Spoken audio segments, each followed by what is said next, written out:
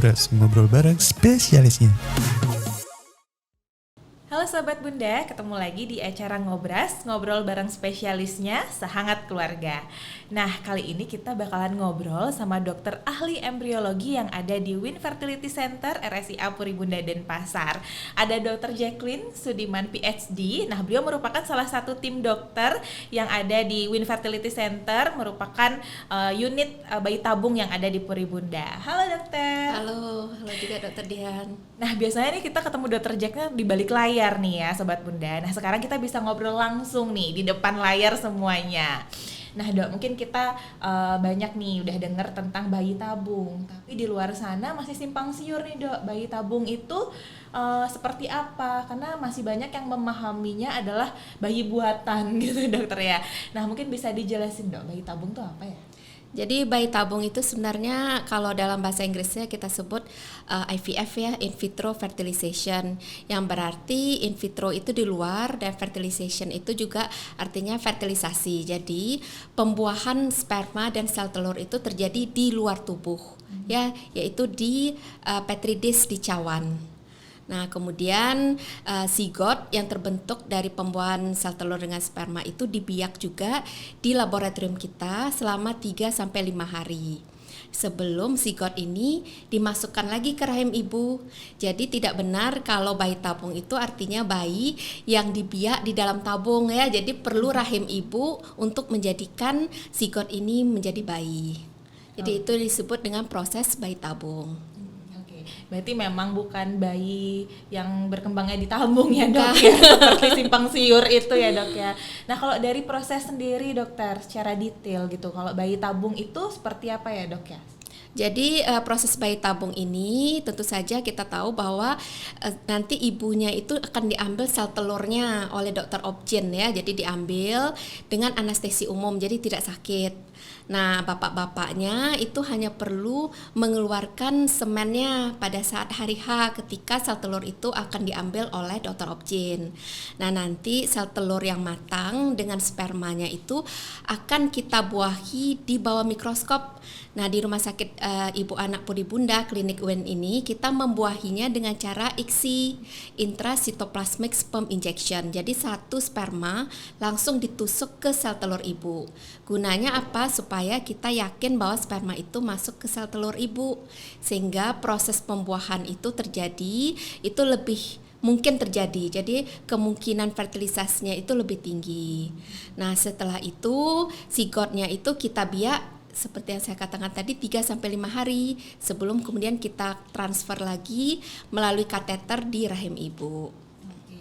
Udah mulai kebayang nih dok saya dok ya. Jadi memang untuk perkembangan embrionya tetap sama seperti kehamilan pada umumnya. Betul sekali. Tapi pertemuan sperma sama sel telurnya itulah yang dibantu oleh dokter embriolog ya dok ya. Benar sekali. Oke dok. Nah menarik ya dok ya, kalau untuk dokter embriolog nih masih jarang ya dok ya kita dengar di Indonesia gitu. Sebenarnya seorang dokter ahli embriolog itu tugas-tugasnya apa aja sih dok, terutama di bagian bayi tabung? Jadi tugas kita di embriolog di laboratorium kita lebih banyak di belakang layar ya. Jadi ketemu di pasien itu sebenarnya pas embrio transfer saja. Nah, jadi tugas kita yang pertama adalah kita meyakinkan bahwa di laboratorium itu sudah SOP-nya ya. Jadi kualitas dari laboratorium kita itu sudah bagus. Jadi kualitasnya itu berupa kualitas udara ya, kualitas kultur. Jadi banyak sekali sistem yang harus kita cek. Itu pertama untuk memastikan embrio atau zigot ibu ini berkembang dengan baik. Nah, yang kedua kita tentu saja mempertemukan sel telur dengan sperma di bawah mikroskop.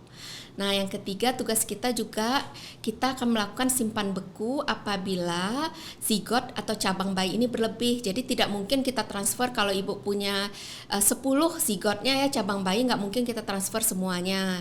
Jadi pasti ada yang kita simpan beku sebagai cadangan. Nah, ini tugas kita juga melakukan simpan beku. Atau juga simpan beku ini apabila mungkin sel telur ya. Jadi sekarang lagi ngetren ya sel telur freezing ya. Nah, ini bisa dilakukan lakukan juga di laboratorium WIN ya. Nah, kemudian juga bisa sperma freezing, kita juga bisa melakukannya. Selain itu kita juga melakukan kultur embrio. Jadi kita pastikan bahwa sistem kultur kita ovennya benar sehingga nanti zigot yang berkembang juga kualitasnya bagus. Selain itu di WIN kita juga bisa melakukan PGTA, jadi biopsi embrio. Di mana pada pasangan suami istri mungkin ya yang pengen tahu bahwa embrio ini ada cacat genetik apa tidak, kita bisa tes dulu ya, termasuk kita juga bisa melihat ini zigot cabang bayinya ini laki-laki atau perempuan ya nanti dapatnya. Walah, ternyata sedetail ini ya dok ya tugas seorang dokter ahli embriolog ya dok ya. Nah tadi menarik nih dok, tadi dokter bilang sekarang lagi tren itu adalah simpan beku ya dok ya, terutama yang oosit selain yang embrio untuk pasien yang udah menjalani bayi tabung. Nah sebenarnya kita pengen bahas lebih lanjut nih tentang simpan beku atau freezing oosit dan embrio itu. Tapi karena waktunya udah habis nih dokter, kita bakalan bahas di next sesi ya dok ya. Oke. Untuk sahabat Bunda, jangan lupa klik subscribe dan share video ini. Tentunya juga jangan lupa untuk selalu update informasi layanan yang ada di RSIA Puri Bunda melalui Instagram kami di @puribundahospital, @puribundatabanan, @puribundasingaraja, dan @ivf.bali. Sampai ketemu lagi di Ngobras Ngobrol bareng spesialisnya Sehangat Keluarga.